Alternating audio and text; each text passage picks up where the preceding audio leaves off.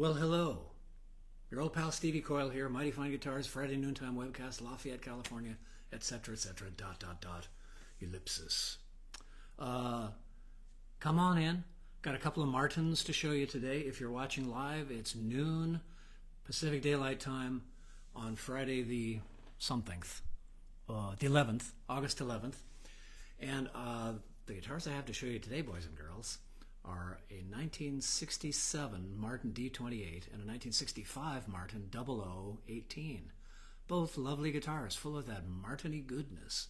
So by all means, come on in while I check and make sure things are happening here the way they ought to, as I usually do. Yep. Looks like something's happening. Yes, indeed. Great. Come on in, all four of you. There you are.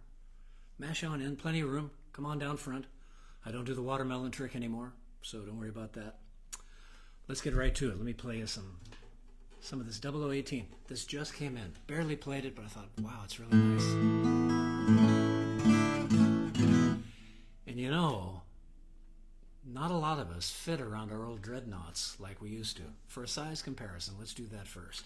Here's a 00. Martin sizes you might already know. Dreadnoughts are the big ones. There are quadruple O's and M's, but you don't see them too often. So standard, kind of the standard issue Martins are dreadnoughts, big, real big, like this, not unlike this.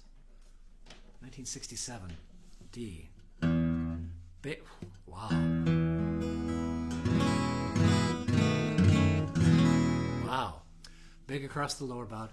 More importantly, perhaps, big across the waist. So the guitar gets pushed up in your lap pretty hard, and it's kind of like this, which is tough when you're sitting on the couch trying to watch Netflix or sports or something. A little tough to wrap around dreadnought the way you used to, and perhaps your girth has increased. Did I phrase that delicately enough? As happens to all of us, somehow gravity sets in. Gravity is no longer our friend and settles things towards the middle and lower and nether regions, towards more picturesque speech. Get back to this. So size-wise, here's a dreadnought. Triple O would be kind of in between this and dreadnought. This is a 00. Much more couch-friendly. Good heavens.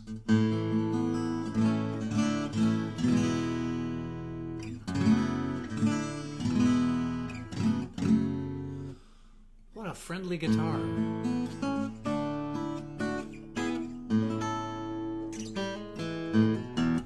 This is an 18.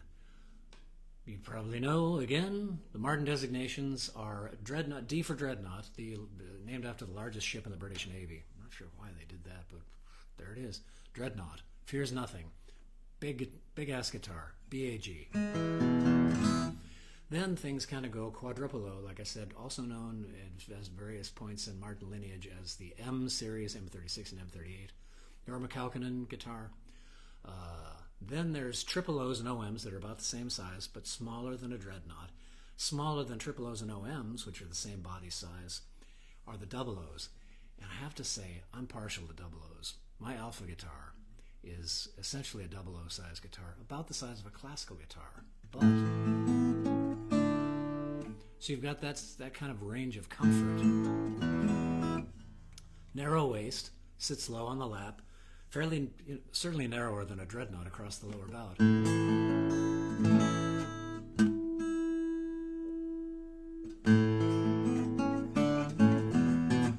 Both of these, being from the 60s, apparently guitars from the 60s are vintage. I think guitars from the 80s are considered vintage. That ain't right. But there it is. Both vintage guitars. And even though there's a much wider range of what Martin builds these days, there's lots of crossover in specifications. Back then, you could pretty much count on a dreadnought being narrow at the fingerboard, 1 11/16. This 00 is also narrow at the fingerboard, 1 11/16. Although you can find 1 3/4. It's a 1/16 of an inch difference, but your hand really feels it. Left hand really feels it. Even the string spacing over here you can really feel. It'll take you a second to get adjusted from one size to another. Unless you're Richard Smith, who played here at my shop years ago and said, "Hey, Stevie, I got a great idea. Why don't you bring up 6 guitars each set, and I'll just play them, demo them for you." Sure, Richard. No crossover time, played every guitar beautifully. Fantastic, unbelievable. Most of us mere mortals, however, will find that we need a moment to shift from 1 11/16 to the wider fingerboard. Like I say, even though it's 1/16 of an inch difference at the nut.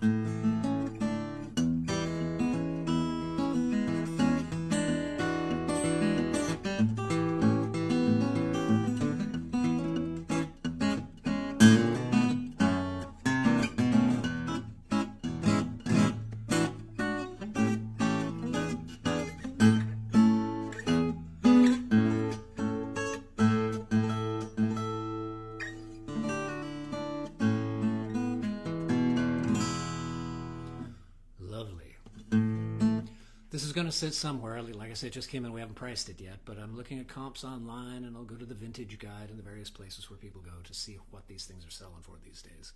Martins are going up every year. I should have looked. In fact, I will. I'll post this in the thread down below. Most Martins between last year's Vintage Guide and this year's Vintage Guide went up about $1,000. Value, value, value for your purchasing dollar. Resale value is huge on Martins, and still in a shop like this where there's lots and lots of small builders, it's the golden age of guitar building, kids. Even these days, a lot of people come in and say, "Got any Martins?" It's a reference point for us, for so many of us, myself included. My first good guitar was a D18. Now this is an 18 model. Talked about the D's and the O's and all that stuff. The number that follows tells you what the woods are made of. Typically, most hugely, mostly frequently, an 18 is going to be mahogany back and sides and a spruce top, like this one, not unlike this one.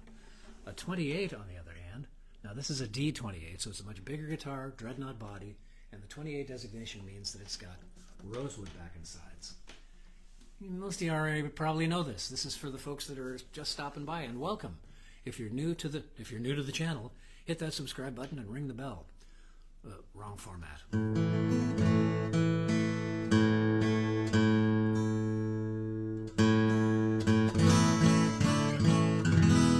Wow. Now this is what the Dreadnought is designed for. It's just what you're hearing here. I hope you're hearing. Bass and volume. I said bass and volume.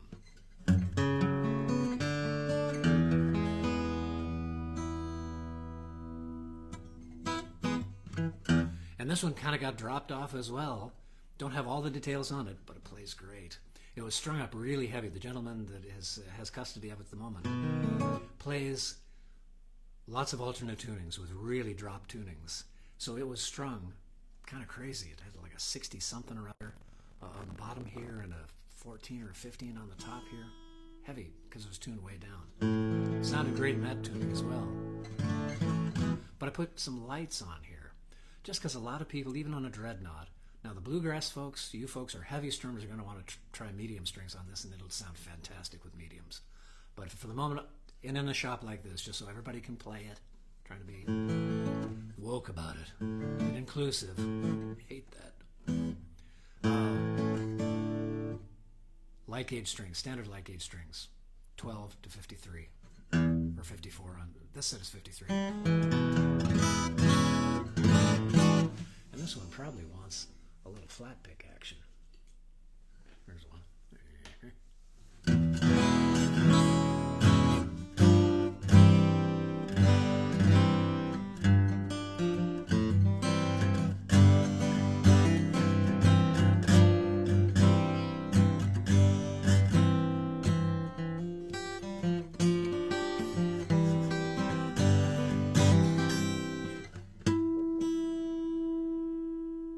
Recently restrung too, forgive me for the tunage.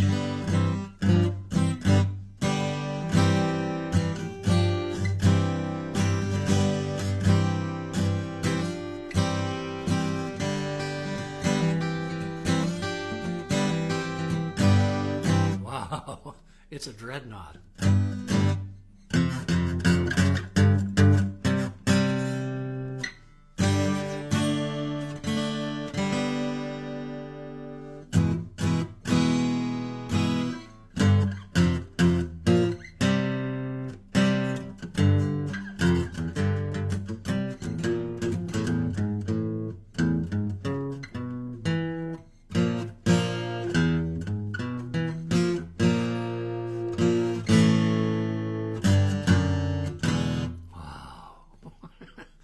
There's nothing like a dreadnought. For good and bad, there's nothing like a dreadnought. Oh, let me see who's here and make sure that the sounds are going out.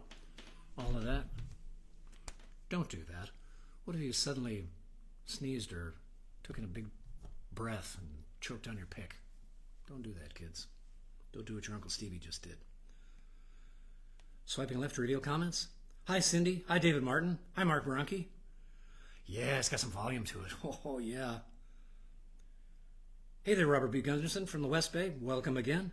Jeff Russell, nice to see you all. Good, good. David Hilliard, right on. Playing the observatory this weekend. It's great. Just so you know, folks, those of you in the Bay Area, I think we're sold out.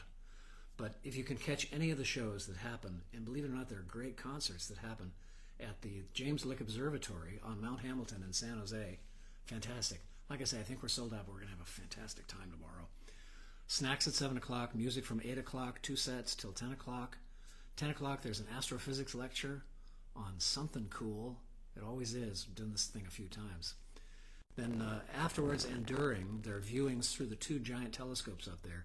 And if we're lucky, if the skies are clear, after midnight or so, the Perseids will be coming out. There'll be lots of amateur astronomers up there with their telescopes. But this is going to be naked eye stuff. We're not going to be able to telescope the meteor showers.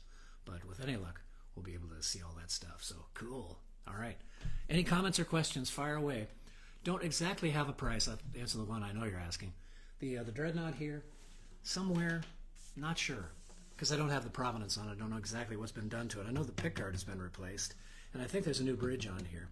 So I'm guessing somewhere in the high 8s, 9-ish for this. Just make my toe shoot up in my boot, as they say.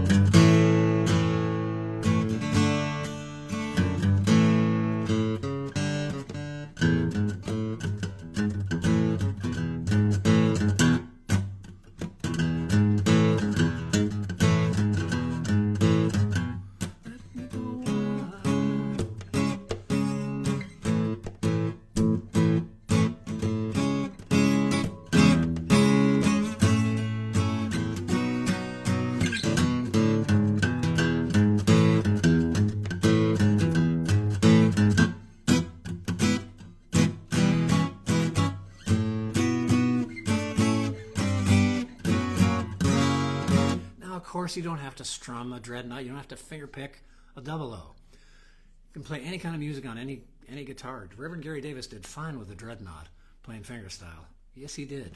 Amen and hallelujah. And smaller guitars can handle great strumming, but it's kind of what they're maximized for. This is at the extreme end of big and loud. It's not exactly. I'll show you a guitar next week that's bigger and louder, believe it or not. A Klein came in, one of those 45.7s, 18 inches across the lower bout. Huge sound, gorgeous, gorgeous Brazilian rosewood. I'll show you that again. So, for a sound comparison,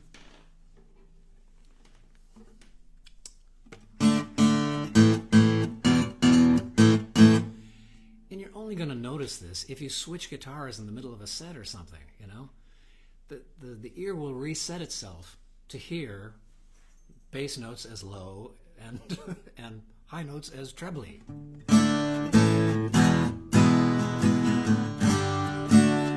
So if you're contextualized by a band where other instruments are playing at the same time you are, you'll hear the size difference in strumming or picking of a given guitar.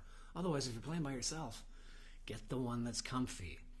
It's the first consideration I always recommend to people when they come into the shop to say, my hair's on fire. I don't know where to start. They're running out the door. Wait a minute, come back.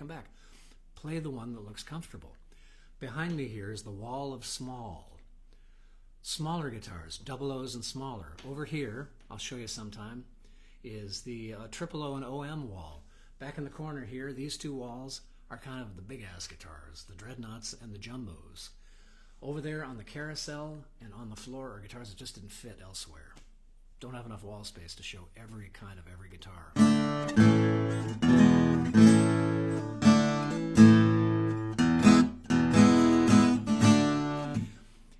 I've said it before, I'll say it again, it's ridiculous to describe a Martin guitar as sounding Martin-y. But these do. They have that thing that happens regardless of the size of the guitar. There's something happens in the low mid-range, I think. This kind of bloom, this kind of lovely washy thing that happens that kind of spreads out into the lower realms and the upper realms and kind of ties everything together and makes it sound like a Martin.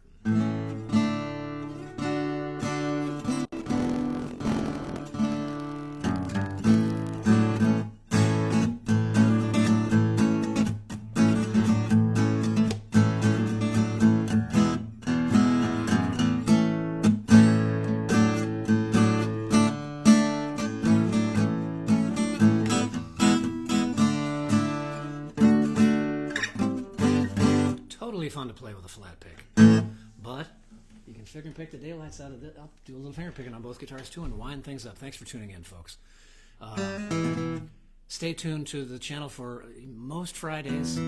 I try and do a little thing at noon. Just if you see something on the website which is almost all completely updated, check out the news section on the website, mightyfineguitarist.com. Some fabulous new stuff has gone up there. Almost got the whole thing updated. If there's anything you would like to see in particular, shoot me a little note on Facebook here in Messenger or email stevie@mightyfineguitarist.com. Let me know what you'd like to see, what you'd like to see featured. It's not every week that I have new guitars to show you. I happen to have two this week. Although I probably got two next week as well. A Larrivee just came in, and this one. That's right. And a Larrivee came in. Sitting here minding my own business. Guy walks in and I got a Larrivee and Martin for you to sell. Okay. That's the sound I made. Okay.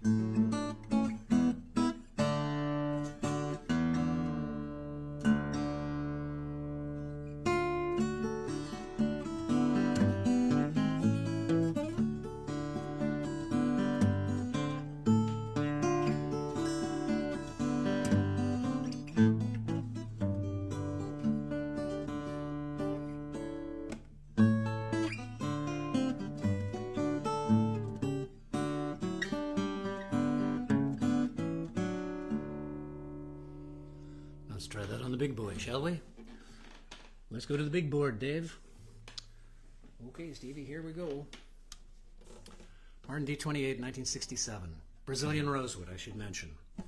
28 designations mean rosewood back and sides. If it's in the late 60s, before we get up into the real late 60s and early 70s, Brazilian rosewood, which has a sound to it. Sorry, kids. I wish it didn't, but it does. It has a sound to it. And Brazilian rosewood guitars are highly prized these days, more and more so because Brazilian rosewood is becoming more and more dear, costly-wise, and ecologically. So if a guitar that's already made up in Brazilian is totally fair game in my book. But it's good that they're being protected.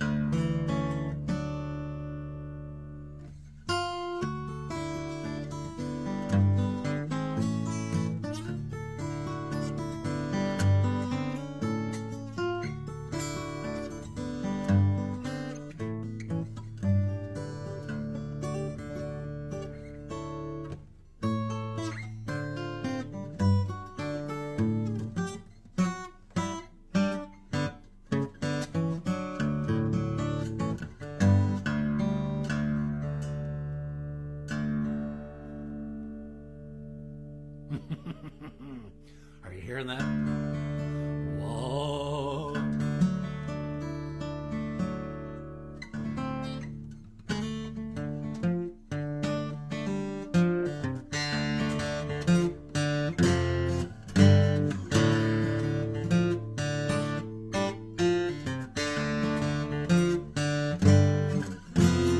Oh me, oh my, oh Mr. 13th child a mother leads. He's come back and he's looking for something, wondering what the Jersey Devil needs.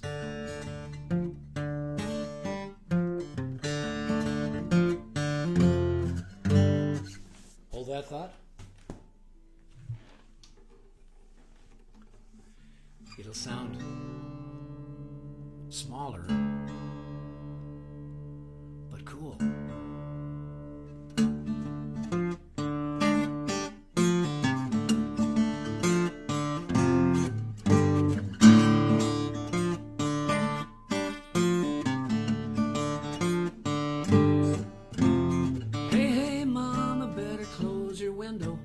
Take that peach pie off of your sill. The Jersey Devil's got a sweet tooth on him, never been known to get his fill. And I thought I saw that Jersey Devil up the road and around the bend. I thought I saw that Jersey Devil dancing in his moccasins.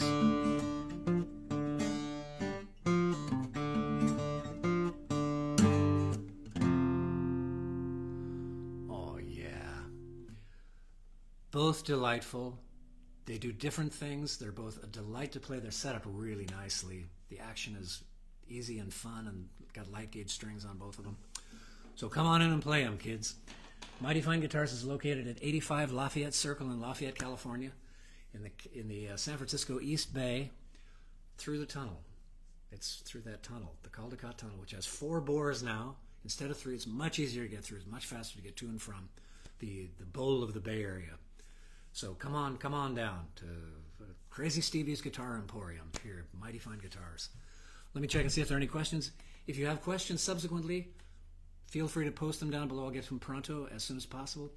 If you'd like to pass these little Friday noontime webcasts along to anybody, feel free to share. Hit the little share button and send them over to your pals or to your own page. That'd be totally cool. Totally.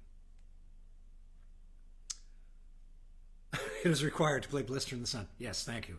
I think I fulfilled my obligation there. Thank you, David Martin. Precisely right.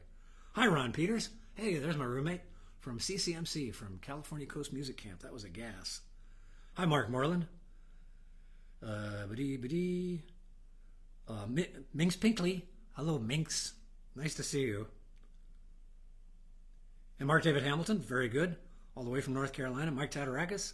Mark, remember you dropping your D? That's right. Now we're talking. Mark Bronke likes the drop D as well. I do too, truth be told, especially on a big bad boy like that. Tell you what. All right then. Oh, Jeff, I'm so glad you like your dread. Terrific. Very good. Hi, Roger. I think you had a birthday or something recently. Saw you online. So whenever it was, whenever it's going to be, happy birthday to each and every one of you. To you and you and you and you and you. Stevie Coyle here, signing off from the Friday Noontime webcast. I'm sure I went over my 15-minute limit, but Irish background. Take it from there. Great to see you next week with something new and exciting. I'll certainly be featuring the Larrivee LV9 that came in. Lovely cutaway guitar. My Alpha stage guitar, the stage guitar I play, is by a fellow named Ted Thompson. May he rest in peace. He died recently. One of those Larrivee guys that started off at Larrivee, who still makes great guitars, and this one's kind of on the upscale end of things. I'll feature that next week and whatever else comes in. So stay tuned. I'll see you next Friday at noon for the Friday Noontime webcast. Thanks for tuning in. Send your questions down below. Get to them pronto. Down the road, everybody.